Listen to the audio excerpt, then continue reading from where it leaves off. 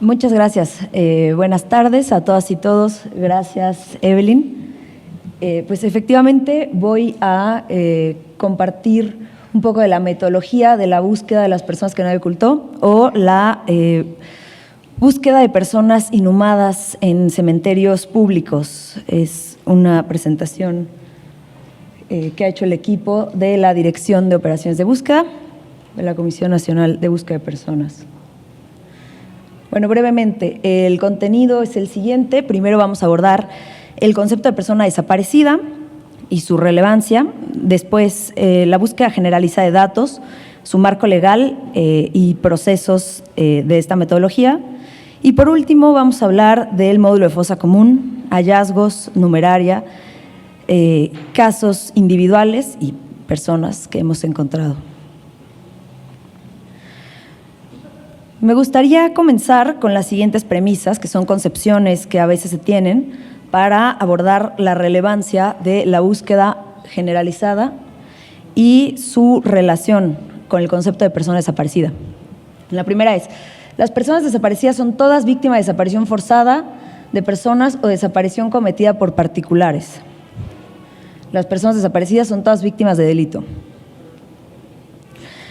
Estas premisas me gustaría también analizarlas a la luz de la definición de persona desaparecida que se encuentra en la Ley General en materia de desaparición forzada y desaparición cometida por particulares en adelante, la Ley General, que es aquella cuyo paradero se desconoce y se presume a partir de cualquier indicio que su ausencia se relaciona con la comisión de un delito. Acá tenemos características particulares que además, para establecer la comisión de delito, se plasman en la ley los siguientes criterios. Se considera que cuando la persona de la que se desconoce su paradero es menor de 18 años de edad o cuando de la descripción inicial de los hechos se desprende la probable comisión de un delito, ya sea de desaparición forzada de personas por particulares o de cualquier otro delito. El tercero es cuando, de conformidad con el análisis de contexto, se determina que las condiciones de la desaparición de la persona corresponden a la probable comisión de un delito.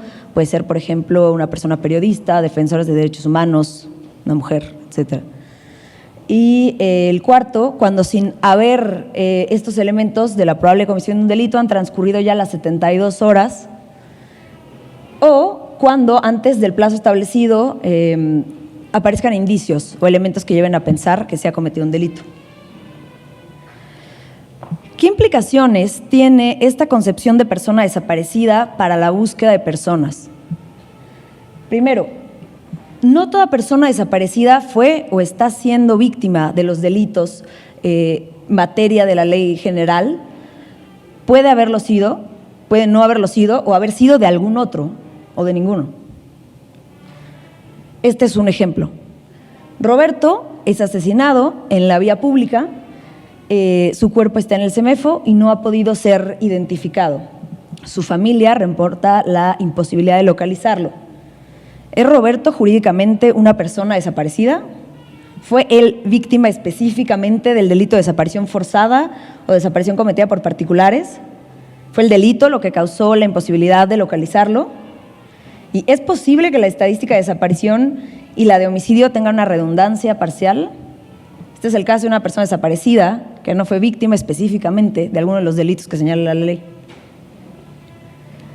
¿Qué pasa si asumimos que toda persona desaparecida está siendo víctima específicamente de estos delitos? Primero, hay una reducción en la hipótesis de localización, por lo que hay una restricción de derechos de los familiares, y también hay una aproximación muy obtusa del análisis contextual. La segunda implicación es que no toda persona víctima de desaparición forzada o desaparición cometida por particulares está desaparecida.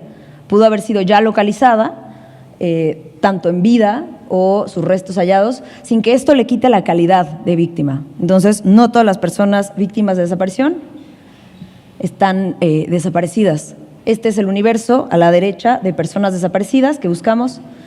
Este es el universo de personas víctimas de delito de desaparición forzada o desaparición cometida por particulares. Y esta intersección son las personas que están desaparecidas y que además están siendo víctimas de este delito.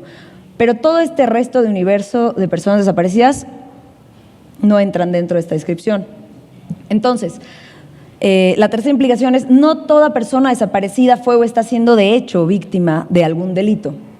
La presunción nos obliga a actuar en función de esta hipótesis, aunque en ocasiones consideramos como desaparecidas a personas que de hecho no han sido víctimas de ningún delito o por el contrario. Este es otro ejemplo. Abel tiene 16 años, iba en bicicleta, tiene un accidente, está inconsciente en un hospital y su familia reporta la imposibilidad de localizarlo. ¿Es Abel jurídicamente una persona desaparecida? ¿Qué implicación tiene esto para su búsqueda? Abel es una persona menor de 18 años de edad, por lo que se presume que hubo un delito, por lo tanto, Abel es jurídicamente una persona desaparecida, aunque no se haya cometido un delito. Entonces, ¿qué implicaciones tiene esta concepción de persona desaparecida para la búsqueda? Y lo más importante, ¿a quiénes estamos buscando? Estamos buscando a todas aquellas personas cuyo último paradero conocido es México y todas aquellas por las que alguien pregunte. Otra cuestión que me gustaría señalar en este preámbulo es la distinción entre persona desaparecida y persona no localizada. La persona no localizada no cae en ninguno de los supuestos que mencionamos que contempla la ley, es decir, no es niño, niña o adolescente, no se desprende la descripción de los hechos, no han transcurrido 72 horas, no es periodista, persona defensora de derechos humanos. En cambio, la persona desaparecida sí cae en estos supuestos. Entonces, estamos frente a una distinción no de hecho, sino de derecho. La persona no localizada puede estar siendo víctima de un delito, aunque la ley no lo reconozca así, y viceversa. La persona desaparecida puede no estarlo siendo, aunque la ley así lo contemple. Entonces vemos ahí una grieta que es importante si pensamos en la búsqueda. Es una diferencia práctica. El protocolo homologado de búsqueda indica que todas las personas tienen que ser buscadas desde el primer momento que se reporta. Sin embargo, para las cuestiones prácticas, una persona no localizada, como ya mencionaron en ponencias anteriores, el Ministerio Público no tiene la obligación de abrir una carpeta. Y esto tiene implicaciones para las técnicas de investigación. No se puede pedir la georreferencia, la sábana de llamadas o cateos. Entonces, ahí vemos un problema. Y bueno, cabe aclarar que en el Estado de México, en la Ciudad de México y en Guanajuato ya se eliminó este término de persona no localizada, pero es algo que sigue vigente en el resto del país. Y bueno, esto nos lleva a la parte sustancial. ¿Qué pasa con todas esas personas que caen en estas grietas y que no pueden ser buscadas como el resto de las personas que sí son contempladas como persona desaparecida? La búsqueda generalizada es, en esencia, la comparación de listados de forma masiva y el seguimiento que se dé de las coincidencias resultantes. Por un lado está el módulo de fosa común, en el que voy a ahondar más adelante, y del lado izquierdo está el REMPENO, el Registro Nacional de Personas Desaparecidas y No Localizadas. Este es el marco legal. Se establece que para la obtención y la concentración de información, la Comisión Nacional de Búsqueda tiene esta facultad. También respecto a la confronta, el artículo 94 supone que se deben hacer estas confrontas de manera rutinaria, se debe tener acceso a toda esta información que generen tanto servicios médicos forenses como panteones, centros de asistencia social, etcétera.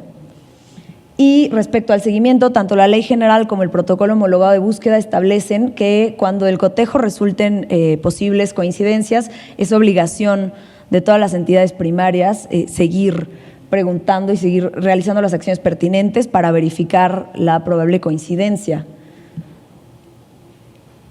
Y en el párrafo 355, cuando el cotejo entre el módulo de fosa común y el REMPENO se advierte una posible coincidencia, las comisiones de búsqueda deben recabar y concentrar toda la documentación vinculada con el cuerpo y su llegada a la fosa común, de tal manera que se pueda rastrear el origen y reconstruir los hechos. Bueno, esta es la metodología que hemos utilizado hasta ahora. primero tenemos la investigación documental. Voy a ahondar en cada uno de estos puntos en las siguientes diapositivas. Está la investigación documental, las visitas diagnósticas, la digitalización, captura y análisis de información y cotejo. Primero, a partir de una investigación documental se establece el contexto estatal a partir de información pública disponible y de solicitudes de información.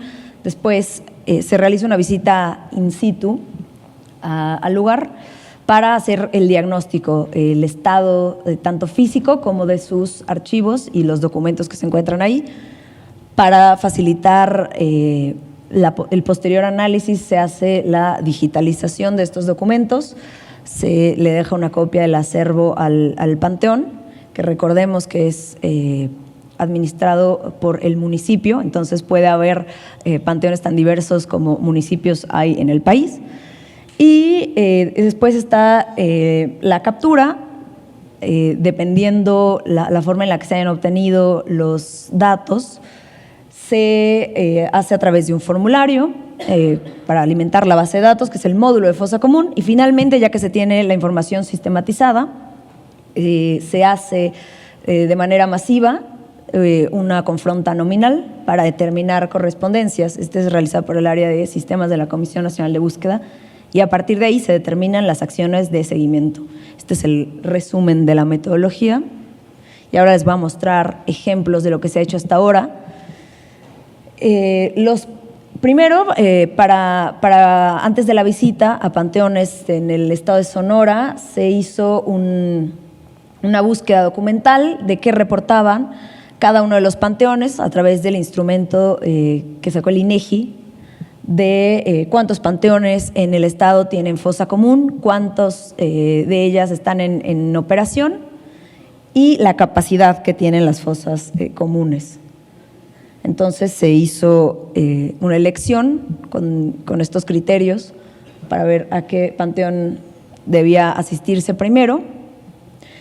Del lado derecho tienen el mapa con rojo, son aquellos municipios en Sonora que cuentan con fosa común. Los azules son aquellos que no cuentan con una fosa común. Los municipios en blanco no se ha tenido respuesta o no se había tenido respuesta hasta ese momento. Y después se ve la cantidad de fosas por municipio. Entre más oscuro, más fosas comunes. También se pudo saber qué instituciones son las que han realizado inhumaciones en fosas comunes en el estado durante los años del 2002 al 2017. Pueden ver que son instituciones de una naturaleza sumamente diversa. Hay desde hospitales hasta universidades, instituciones de educación superior, funerarias, la misma fiscalía, el DIF, entre otros, pueden inhumar en fosa común. Y acá vamos a hacer una acotación porque el mismo significado de fosa común es diverso en cada uno de estos panteones. No hay un solo significado ni una sola definición de fosa común, que también no hay que confundir con fosa clandestina. Fosa común lo entendemos solamente todo aquello que está dentro de los panteones. Respecto a las visitas diagnósticas, bueno, son visitas que hemos hecho y que a través de técnicas de observación y entrevistas semiestructuradas al personal administrativo, a los mismos sepultureros, se ha diagnosticado y se ha intentado detectar las características del lugar, su extensión, ubicación, servicios con los que cuenta, el tipo de registro y de documentos que conserva, así como el estado de los mismos, la temporalidad que abarca este registro, que repito, es muy diverso dependiendo si están en una capital de un estado, si son municipios más chicos con menos recursos, tendrán distintas formas de hacer los registros, y la disposición de los cuerpos que hacen, que es distinta en los estados. Ahora voy a explicar un poco más a detalle los hallazgos. Y también si esta forma de disposición de cuerpos corresponde con el registro físico que llevan. Físico en la mayoría de los casos, digital en algunos otros, que son los menos. También se hace un diagnóstico para determinar de cuántos recursos materiales y humanos se dispone. Y finalmente, el tipo de fosa común, el concepto que tienen. Porque cuando se ha solicitado, ¿no?, a través de solicitudes de información, dime cuántas fosas comunes tienes, te dicen no tengo ninguna, porque fosa común muchas veces entiende todo aquello que Fiscalía inhuma, y no. Algunos otros lo entienden como, bueno, fosa común es aquellos espacios en la tierra, algunas fosas que dona el municipio para personas de bajos recursos. O solamente se tiene como fosa común aquellos que tienen restos de personas identificadas no reclamadas, o al revés, de personas no identificadas. Entonces, ha sido un continuo construir qué abarca y qué supone y qué implica para la búsqueda las definiciones de fosa común. También, se ha determinado las instituciones diversas de las que provienen los restos, como ya lo dije, qué tipos de restos se inhuman. Ahora voy a presentarlo también los hallazgos porque son diversos. Y el tipo de embalaje que se usa en cada panteón. No siempre son los mismos. Hay algunos que inhuman en cajas de madera, otros con sábanas, otros sin ninguna protección. Hay fosas individuales en donde solo se inhuma una persona y está señalizado. Hay fosas colectivas. Hay panteones que tienen un área determinada para la fosa común. Hay otros que están por todo el predio, digamos, sin ningún tipo de control o señalización. Eso es lo que hemos encontrado hasta ahora. Por ejemplo, el panteón de la derecha no tiene una zona específica. Las fosas comunes están esparcidas por todo el cementerio y no se pueden ubicar a simple vista, ¿no? Esto solamente está en la memoria de los sepultureros. Por ejemplo, esto de acá era una fosa común, acá había otra. Y bueno, esta, por ejemplo, es un ejemplo de fosa vacía, donde nos explicaron que se pueden inhumar hasta seis cuerpos. Y ahí varía también la nomenclatura que utilizan para referirse al nivel, qué cuerpo o qué resto humano está en la parte inferior, cuál en la posterior. Todo esto es completamente idiosincrático. Este es otro ejemplo. Hay panteones que tienen una zona específica para el área de fosa común. Algunos cuentan con señalamientos que indican lote, lado, clase, y es una forma de advertir que esta es la zona de fosa común y que además corresponde con su registro. Esto es muy importante pensando en futuras acciones de exhumación. Este es otro de los señalamientos donde está el listado, además de las personas no identificadas que están asociadas a cada carpeta de investigación. De tal forma que puedes saber que de estas 7 carpetas de investigación deben de corresponder con 7 cuerpos inhumados ahí. Bueno, después, para el análisis documental de todo el archivo que se ha concentrado de fosa común, este es uno de los principales resultados. Se ha trazado la ruta de disposición de cadáveres, tanto en muerte incidental, muerte por razones naturales, o muertes por homicidios, a qué instituciones van, qué proceso de identificación humana es el que corresponde y finalmente cuál es la ruta por la que todos estos restos humanos, en su mayoría cuerpos, pero no es siempre así, llegan a las fosas comunes. Esto no es representativo del Estado porque solamente analizamos 2 municipios del Estado de Sonora. Lo mismo en Puebla. Esta es otra ruta de disposición de cadáveres.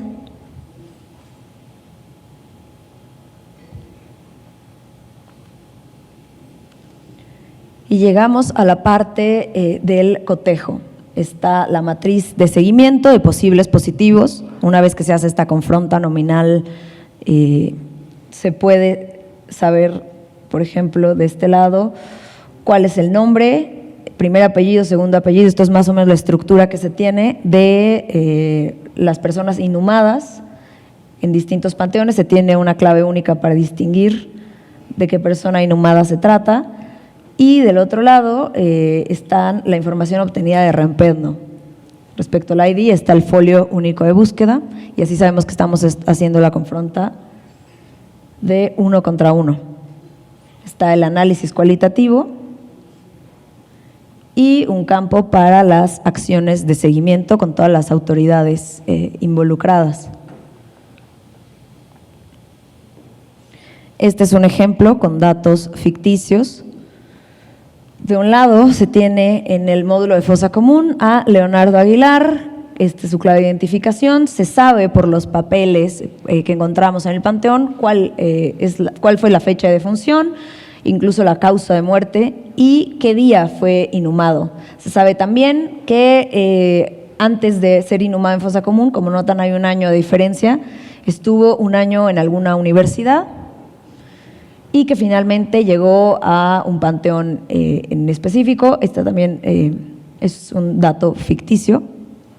Por ejemplo, para fines pedagógicos está la carpeta de investigación con la que se cuenta, que se tiene registrada, y la institución que solicita la inhumación. Del otro lado está Leonardo Aguilar Ramos, vemos que tenemos aquí un dato más, el folio único de búsqueda, la edad, la fecha de percato, es decir, cuándo fue reportada su ausencia o qué día fue el día que se percataron quienes reportaron que Leonardo no estaba. Están las señas particulares, cosa sumamente importante para este trabajo de búsqueda ya de cotejo, pues de seguimiento. Cicatriz en la frente, un tatuaje y la vestimenta. No hay dato de carpeta de investigación porque no ha sido reportado en fiscalía, entonces no se ha abierto una carpeta. Y estos son los hechos. Él circulaba en una camioneta, en una avenida, cuando 6 individuos le cierran el paso y los detienen. Esta es la institución que reporta, ¿no? Y quizá está la carpeta de investigación, pero es un dato que falta en Rempedno. Entonces, con toda esta información lo que se puede hacer es el seguimiento y ahora a través de este diagrama les voy a mostrar cuál es el proceso de búsqueda. Ya vimos que ya se sistematizó toda la información, se detectó la posible correspondencia, nada más fue una coincidencia nominal. Entonces, se hace una primera evaluación, una cuestión de distintas, por ejemplo, distintas cuestiones como fechas, ¿no? Si una persona fue reportada como desaparecida en el 2013 y estaba inhumada desde el 2010 en el panteón, es altamente improbable que se trate de la misma persona. O si está como con el estatus de localizada en el Registro Nacional de Personas Desaparecidas, también es improbable. Igual no es algo concluyente ni para descartar, pero son factores que se consideran. También el grupo etario, por ejemplo, y señas particulares. Entre más completo esté el registro, pues mejor y más efectiva será la segunda confronta. Una vez que resiste la hipótesis, se solicita información a todas las autoridades que pueden tener conocimiento, como por ejemplo las fiscalías, ambas, la que investiga la desaparición, o debería, y la fiscalía que tuvo que ver con el manejo del cadáver, si es que hubo una carpeta abierta, ¿no? Después se solicita también a comisiones locales de búsqueda y en su momento se les pide que soliciten información a instituciones académicas o de asistencia social que hayan tenido que ver con el manejo del cuerpo. Esta información se envía a CNB, se concentra, se realiza el dictamen de correspondencias y una vez obtenido el resultado se notifica a todas las partes y a las familias. Se convoca una reunión primero sobre las actividades a realizar, todas ellas encaminadas a la exhumación. Este es brevemente el proceso de búsqueda generalizada en fosas comunes. Y por último, en cuestiones de números, estos son los hallazgos hasta ahora. El módulo de fosa común tiene 15.127 entradas. Esto ha sido obtenida con información de 9 panteones, de 4 entidades, y ha habido hasta hoy 3 confrontas masivas con Rempedno de toda esta información que se ha sistematizado. Se ha detectado que 72 personas son posibles positivas, es decir, una coincidencia nominal, y de estas 72, 30 de ellas están en seguimiento de los cuales ya hubo 2 personas plenamente confirmadas, con familia notificada, y 3 personas están en proceso de confirmación. Como parte de los hallazgos, también se han establecido las rutas de disposición de cuerpos, viendo los distintos orígenes e instituciones por las que tienen a resguardo cuerpos y restos humanos, y que dentro de las fosas comunes hay distintas entidades. Hay personas fallecidas no identificadas, personas fallecidas identificadas no reclamadas, hay fetos y hay material biológico de personas con vida.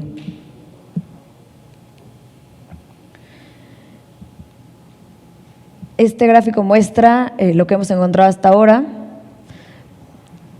Casi el 18% corresponde a fetos o miembros, el 38.71% es de personas fallecidas no identificadas al momento de llevar al panteón, pero la mayoría de cadáveres, como se pueden dar cuenta, el 43.29% de la mayoría de restos son personas fallecidas con nombre. Otra vez, esto no es representativo a nivel nacional porque es solamente de los panteones de los que se ha obtenido información. Y bueno, este es el universo de registros que se han procesado de individuos.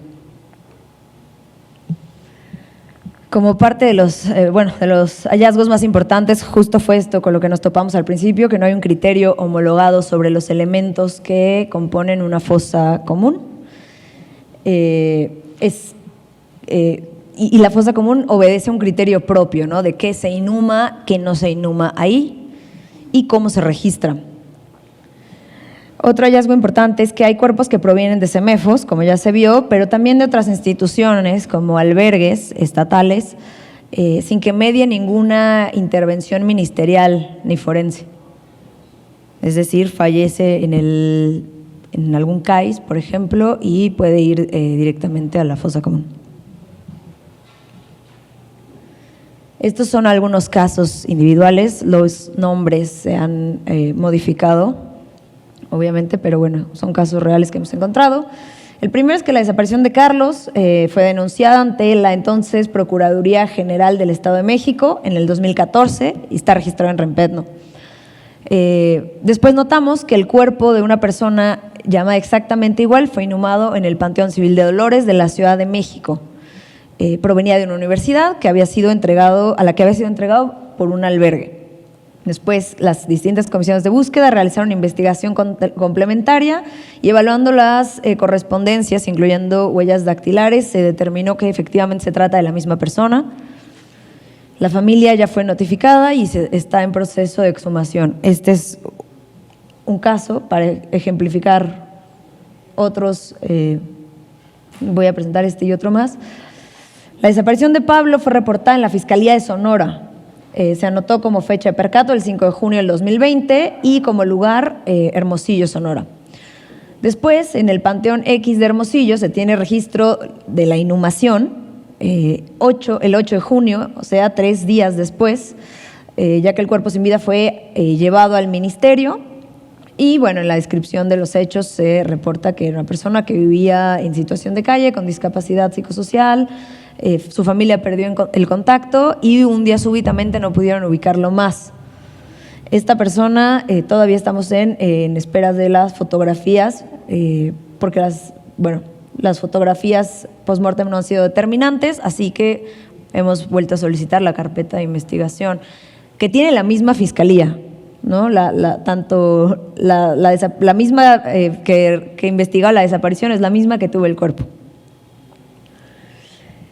Y por último, este es un caso distinto. La desaparición de Georgina fue reportada por su hijo el 20 de noviembre del 2019 en Nayarit ante la Comisión Local de Búsqueda de Nayarit. Se marca la fecha de percato, 15 de octubre del 2019, que es el último día que su hijo tuvo comunicación con ella. Después se registra la inhumación de una persona llamada exactamente igual, con nombre completo, en una fosa común en Hermosillo, Sonora. Recordamos que Georgina se dirigía a Tijuana. Registrándose como fecha de inhumación el 16 de octubre, es decir, al día siguiente que se reporta como fecha de percato. otra vez, las fotografías AM y PM en este caso sí coinciden, ¿no? También tiene que ver con la calidad de la fotografía, si fue tomada el mismo ángulo o no. En este caso funcionan para saber que se puede tratar de la misma persona, porque también hay fotografías de las señas particulares.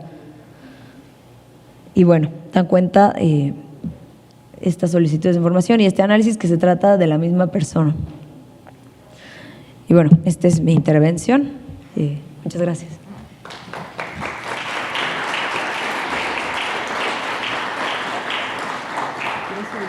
Para las preguntas. Sí.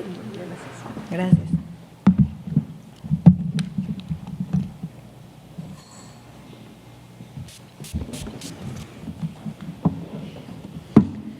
Vamos a abrir nuestra sesión de preguntas y respuestas. Si alguien tiene una pregunta, por favor, levantar su mano. Vamos a comenzar con Silvia. Bueno, estupendo, realmente ilustras mucho sobre lo que están haciendo, que considero, bueno, obviamente que es muy importante. Ahora yo me pregunto, desde el punto de vista operativo, ¿cuánta gente trabaja haciendo esto? Pensando que esto es un trabajo gigantesco y como que habría cierta urgencia de tener más información. ¿Cuentan con un equipo grande? ¿Cuentan con respaldo? ¿Cuentan con un financiamiento para aumentar aún más el equipo y poder hacer esto, poder tener estos resultados mucho más pronto? Eso es todo. Gracias, Silvia. Pues contamos con un equipo pequeño en el área en la Dirección de Operaciones de Búsqueda somos 4 personas y sí, concordamos contigo, estamos faltos de personal, se necesitaría más para poder abarcar todo el país. También es cierto que estamos capacitando a personal de las comisiones locales de búsqueda para que también sea algo que se pueda sostener de manera local y no necesite ser la Comisión Nacional de Búsqueda quien se encargue de esto. Así que estamos trabajando de la mano con tantos actores como nos es posible. Sharon. Sí, gracias. Gracias por la presentación. Te tengo una pregunta sobre el proceso de toma de decisión sobre los panteones que estudiaron, ¿no? ¿Cómo llegaron a decidir que allí iban a trabajar? Gracias. Pues se toman en cuenta distintos aspectos. Primero, hay varios estudios de INEGI, donde se concentra toda la información de los panteones. Entonces, primero se descarta a aquellos que no tienen una fosa común y después por el número.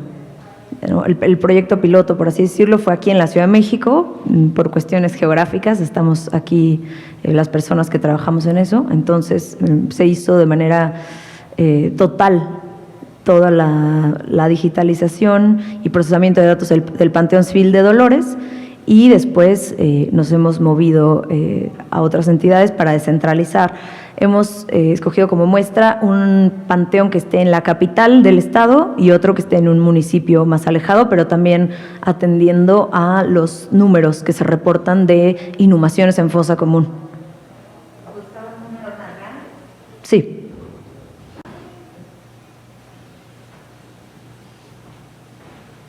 Comenzamos contigo. Perdona, es que no veo tu nombre. Yo soy Diego García Ricci de la Universidad Iberoamericana.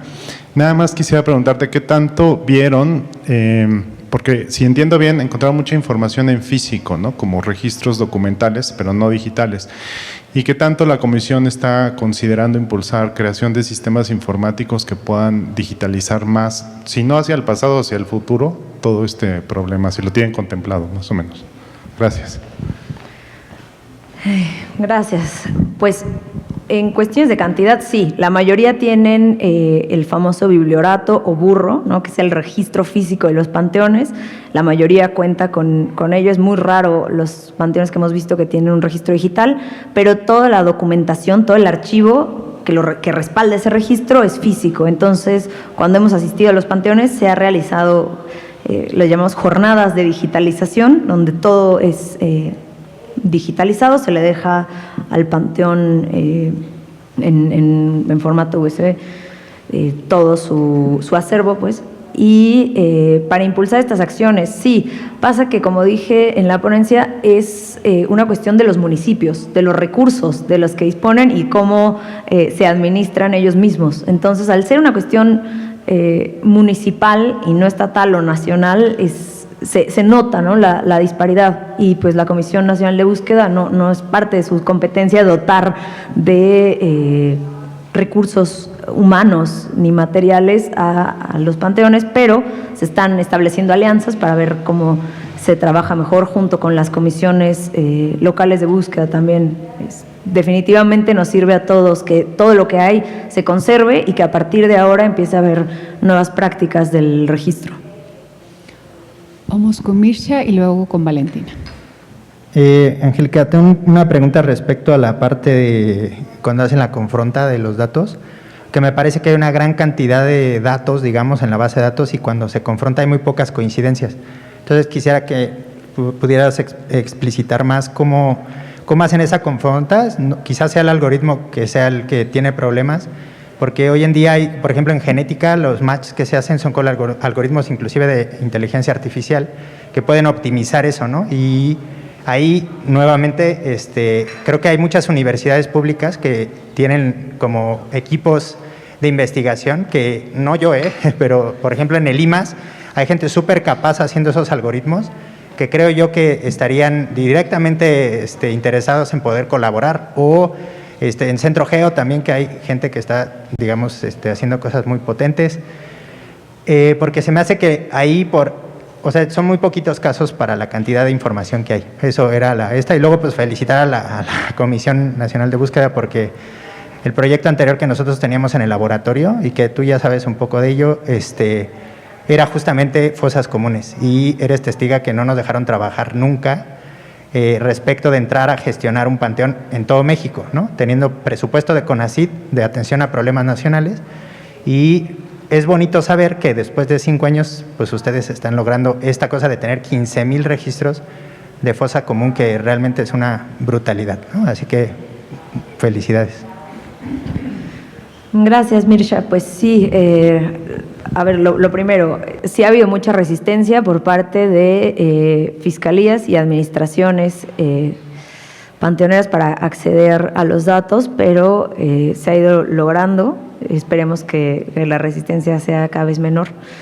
En cuanto a la confronta, sí, el algoritmo nada más es para una confronta nominal, entonces solamente es posibles coincidencias de nombre, pero se está recabando toda la información disponible para que en el futuro también se pueda hacer una confronta por grupo etario, por sexo, y se pueda filtrar y hacer otro tipo de confrontas que permitan seguir otras hipótesis de localización.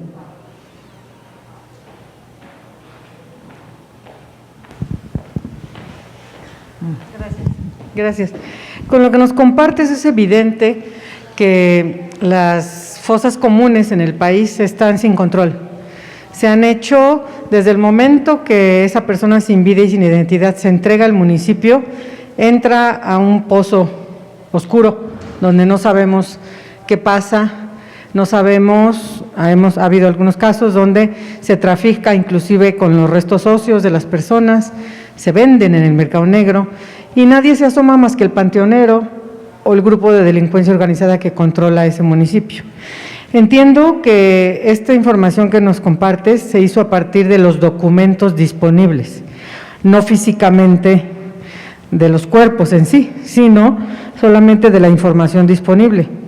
Por lo tanto, quienes hemos estado en fosas comunes, ahí, adentro de la fosa, sabemos que de un registro que, por ejemplo, en Jojutla, íbamos por 35 personas y nos quedamos atorados en la 86.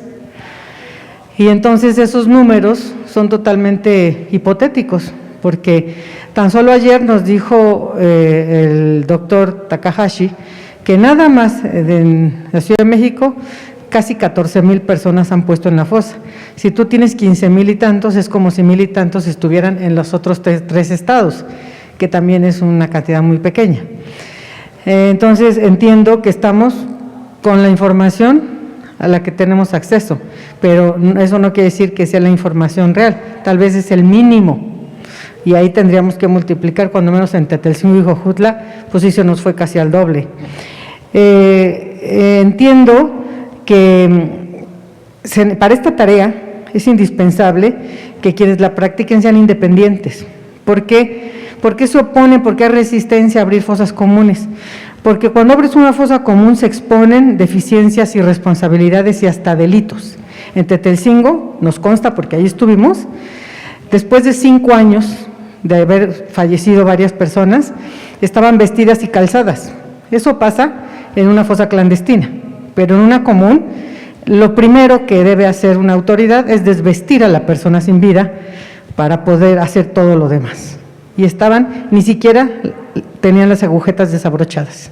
Así los metieron, e inclusive con un tiro en la cabeza, y eso nos habla de delitos. Entonces, ¿por qué no quieren que abramos las fosas comunes? Porque nos vamos a encontrar eso.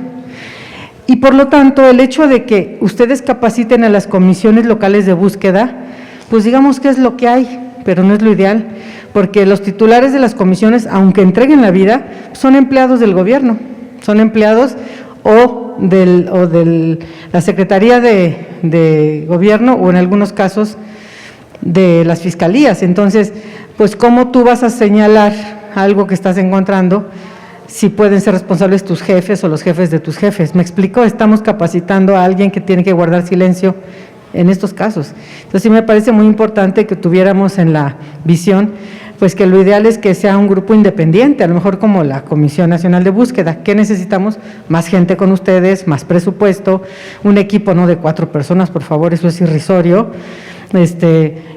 porque pues necesitaríamos mucho más. Entonces sí creo que qué bueno que se está haciendo en estas circunstancias tan adversas, pero sí me parece que es totalmente insuficiente, que nos da un ojo nada más, pero que la dignidad de la que ha hablado el subsecretario de Gobernación para las personas sin vida y sin identidad está totalmente vulnerada en esta arquitectura en la que los panteones están en manos de los municipios, y eso nos impide realmente poder ofrecerles esa dignidad que se les ha negado a miles de personas. Entonces, es un trabajo que hay que hacer, pero muy desde abajo, muy desde arriba, muy desde el frente, y no lo puede hacer sola la Comisión Nacional de Búsqueda. Sí me parece que es un tema de interés nacional y hasta internacional, y que los recursos que se puedan destinar serán bien destinados si nosotros podemos incidir en que ese trabajo de sacar la información y de sacar a las personas de ahí y saber realmente quiénes son, lo podamos hacer. En Tetelcingo, las 12 personas que hemos logrado identificar de las 117 que rescatamos, solo la mitad eran del Estado. Otras personas habían desaparecido en lugares a miles de kilómetros de ahí. Entonces, todos los desaparecidos son de todos, y aquí solamente brinco a un punto. A veces, los colectivos, las familias, cometemos el error de querernos apoderar de un hallazgo. Este panteón es mío, este lugar es mío, este es del colectivo fulano. No, compañeros, compañeras. Los hallazgos son de todo el país, y cada vez que la autoridad se entera de que encontró una persona, o 10, o 100, o 500, no se puede ocultar la información, y menos dejársela en manos a un grupo o personas de sociedad civil, porque esa no es nuestra función como sociedad civil. Tenemos que pugnar para que toda información que tenga cualquier autoridad en el momento inmediato se difunda, porque todas las familias tienen derecho a encontrar a sus familiares, y creo que el tema en este país, cuando menos la mitad del tema, está metido en las fosas comunes. El trabajo que ustedes es encomiable, es de veras fundamental, pero necesitan mucha ayuda.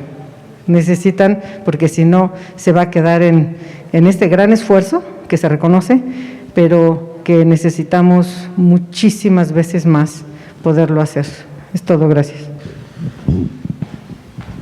Muchas gracias, Valentina. Estoy completamente de acuerdo con usted. Creo que es el paso cero no se cree que los hallazgos sean lo que se encuentra ahí de manera total, es solamente una muestra mínima de lo que se tiene que encontrar y pues eso, bases para partir de cuántos restos estás esperando, de qué tipo, y a partir de ahí encaminarlo a una tarea titánica que es la exhumación, y es algo también necesario, para lo que desafortunadamente no tenemos facultades tampoco. Eso también habría que ponerlo ahí en una nota. La comisión no tiene esa facultad, así que necesitamos necesariamente otra vez que participe Fiscalía, que se sienten también. Jairo.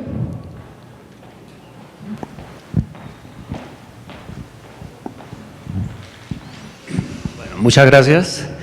Muy interesante pues tu presentación y también el proyecto. Pienso que cuando hay problemáticas como las que hay en México, son los proyectos que tienen que hacerse por, digamos, las malas prácticas del pasado, pero que, por ejemplo, a mí, que no soy de acá, me sigue sorprendiendo que en México siguen existiendo fosas comunes, tanto legales como ilegales, o sea, pero lo que más sorprende es que las legales, que ya se pueden controlar y que en otros países se ha hecho, que es no hacer estas inhumaciones de muchas personas, pues que sigan continuando.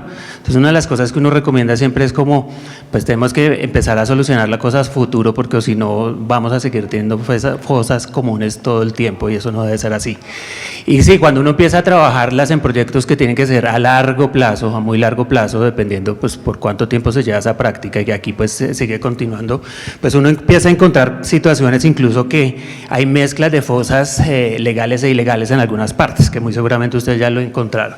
Muchas cosas por discutir, entonces, entre esas como lo que estás diciendo, como tratar de tener un lenguaje en común que todos manejen y para poderlo entender.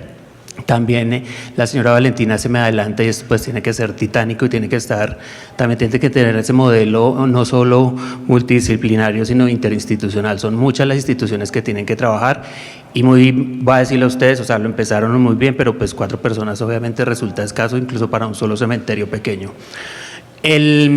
Eso, digamos, que como que quería comentar, muy seguramente después vamos a revisar más cosas, pero quería hacer una pregunta que tiene que ver precisamente con todo esto que ustedes ya están viendo y que uno sabe, que es, ustedes dicen, tenemos 2 casos que ya lograron identificar. Eso, por ejemplo, uno lo puede llamar una localización, identificación documental, porque en documentos se tiene, o sea, se sabe cuál fue, como digámoslo así, la trazabilidad de lo que ocurrió con la persona, ¿sí? Una vez muere, y qué pasó con ese cuerpo, pero uno puede dar por terminada la búsqueda únicamente si lo logra encontrar y entregárselo a la familia. Y ustedes dicen que ya hicieron 2 notificaciones, creí entender.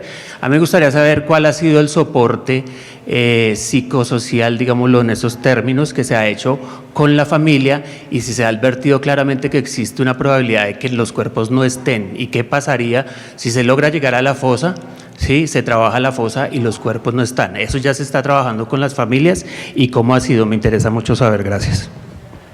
Gracias, Jairo. Sí, como tú dices, ha sido una localización documental, ¿no? Aún no se han empezado acciones de exhumación, y es otro reto gigante que tenemos de frente, y tuvimos esta discusión, si notificar una vez que fueran localizados físicamente los cuerpos, pero bueno, atendiendo que las familias tienen derecho a la verdad, se hizo el acompañamiento por parte de la Comisión Local de Búsqueda, en este caso fueron del Estado de México, y de la Comisión Nacional de Búsqueda, gente que tenemos cierta formación para dar acompañamiento psicosocial. Sí se entregó toda la documentación disponible, con toda la reconstrucción en vida y post-mortem de sus familiares, y seguimos impulsando la exhumación ante las instituciones que se tienen, pero sí se plantearon todos los escenarios que pueden existir sobre el manejo de las fosas.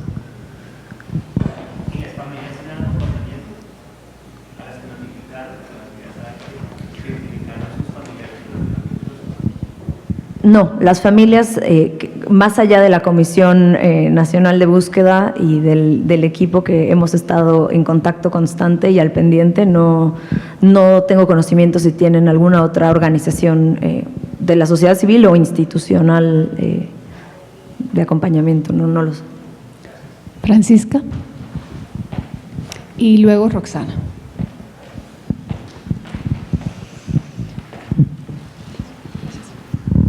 Thanks a lot for the presentation. Muchas gracias por la presentación. 2 preguntas técnicas, por favor. La primera tiene que ver con los 3 ejemplos que mostró al final. En 2 dijo que estaban esperando las fotos AM y PM. Entonces mi pregunta es, ¿cómo y cuándo guardan las fotos AM? ¿Es cuando llegaron la familia y para decir que había un desaparecido, o ustedes van con la familia para pedir eso? Y la segunda pregunta es, no sé si fui yo que no entendí, ¿tienen gente que buscan correspondencias, coincidencias, o tienen una herramienta? ¿Qué están buscando con los datos AM y PM?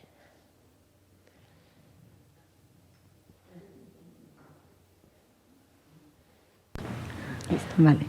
Bueno, sobre la primera pregunta de la documentación de la que disponemos, las comisiones locales de búsqueda, incluso Comisión Nacional de Búsqueda, tiene acceso a al registro que hay en Rempedno. En algunos casos vienen distintas fotografías antemortem de las personas en vida, entonces son esas las que se utilizan, y en caso de que no, se le solicita a la comisión local que rastree a la familia. Se hace una búsqueda de familia, o en el expediente de cuando hayan reportado esa desaparición, si fue en el 2012, se utiliza la foto del boletín de búsqueda que se expidió en el momento del reporte para hacer esa confronta. Y en el mejor de los casos se tiene también fotografías de las señas particulares, como tatuajes, por ejemplo, cicatrices, y eso supongo que también responde a la segunda pregunta, si la entendí correctamente, de qué se busca. Se busca la narrativa tanto de la historia de vida de la persona, que pueda dar cuenta de señas particulares que tiene el cuerpo, o viceversa, ¿no? Se ve el cuerpo y las señas particulares, y entonces se busca la correspondencia con esta historia de vida y con sus señas particulares. Eso es lo que notamos. ¿Cómo se compara? Si es una herramienta digital o si es una persona. No, son personas. Son personas las que elaboran este dictamen.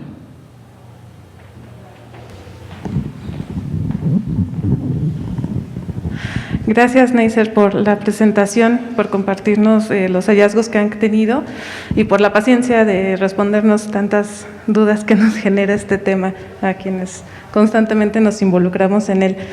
Nada más preguntarte si en cuanto a la revisión legal, ¿no?, de reglamentos, las leyes de salud locales y todo esto, ¿tuvieron alguna experiencia en concreto en este caso? Sé que es un proyecto que está en curso, ¿no?, y que todavía hay por desarrollar. Esto porque en la experiencia que nosotros tuvimos recientemente en Veracruz, una de las problemáticas justo es esa, ¿no?, que todos estos malos procedimientos están prácticamente reglamentados. Es decir, aunque hay una ley general de salud, hay una ley estatal y luego el municipio la adapta. Además, hay reglamento estatal de panteones, el panteón hace su reglamento y luego el administrador hace un manual de procedimientos, ¿no? Entonces, de alguna manera, la falta de conceptos o de homologación de conceptos, de términos y demás, radica en la falta de armonía entre toda esta cuestión legal. Y bueno, imagino que es la situación nacional, ¿no?, pero preguntarte si podrías compartir algo de esto y señalar que este es un punto a trabajar, ¿no?, porque finalmente, mientras siempre esté sustentado legalmente un mal procedimiento, pues estamos muy lejos de poder alinear, ¿no?, las buenas prácticas. Sí, gracias, Roxana.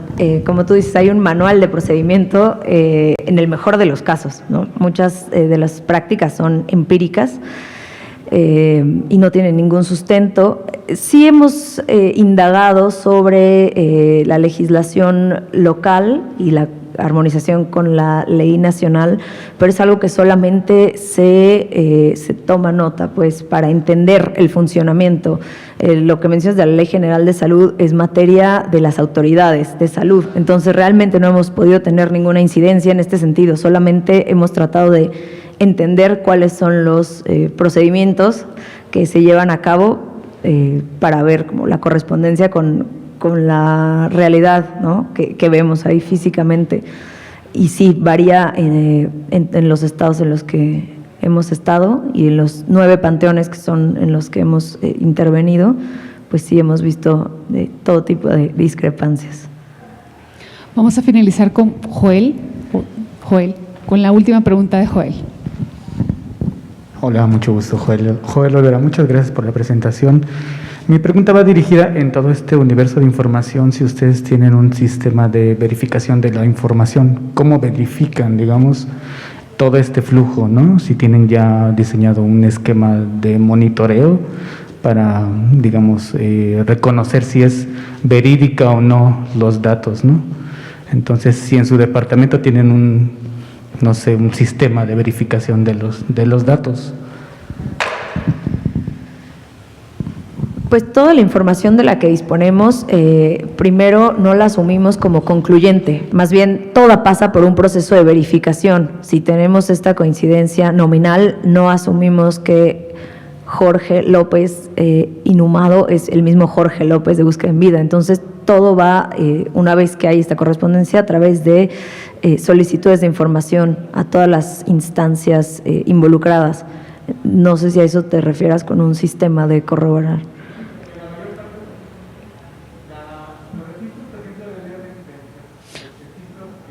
Permítame. Te vamos a pasar un micrófono, Joel.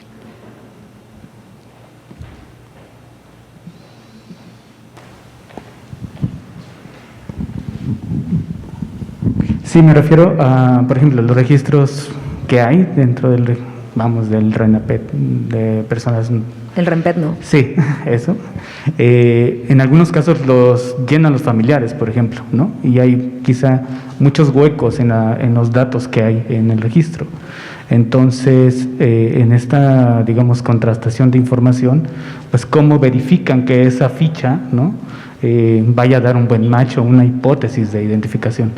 Digo, yo sé que ustedes juegan con, digamos, toda la información que otorga la Fiscalía, ¿no?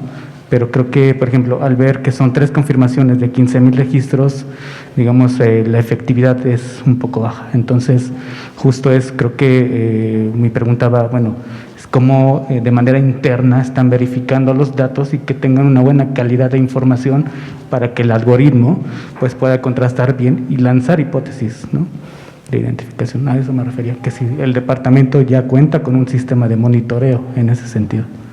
Gracias. Bueno, el RENPET no es tan bueno como los registros que se hacen, ¿no? Hay algunos campos que son obligatorios y otros que no. Eso depende mucho de la persona servidora pública que haga el reporte, de la entrevista que se haga, que sea de buena calidad o no, o de los mismos datos que la persona que tiene el conocimiento y que quiere reportar esa persona haga. Entonces es difícil saber si tú no tenías esa información disponible o si no la quisiste hacer o si no tenías autorización para usarla. Entonces eso varía mucho. Acá una aclaración: de las 15,127 entradas que hay, la última confronta no se hizo en este mes, vamos. Entonces, se hizo cuando había mucho menos entradas, y en este mes que empieza, bueno, va a la mitad, vamos a hacer ya la 4ª confronta con todas estas. Entonces, se prevé que vuelvan a salir una cantidad grande de posibles positivos. Eso nada más para acotar que no solo han sido 3 de 15,000, han sido primero 70 de alrededor de 8,000 registros, es un aproximado, y ya después pues se hará la siguiente confronta. Pero no, dentro del departamento no hay una persona, o bueno, de la Dirección de Operaciones de Búsqueda que esté marcando activamente como a familiares o a correos que dejan para corroborar la información registrada. Eso no se hace hasta que, en mi caso, en esta área en concreto, cuando ya se necesita información, es que se hace. Por ejemplo, una de las personas que encontramos estaba como localizada, y entonces sí se hizo el contacto con la familia antes de revelar lo que se había encontrado, ¿no? Para evitar la revictimización, se hizo la pregunta obligada de, oye, aquí está como localizada, ¿es verdad? Y ahí fue que nos dijeron, no está localizada, fue quizá un error de dedo, yo qué sé, en ese momento, y bueno, se pudo determinar que de hecho la persona había desaparecido, había sido encontrada y había vuelto a desaparecer. Entonces tenía registro de la primera desaparición y no la segunda.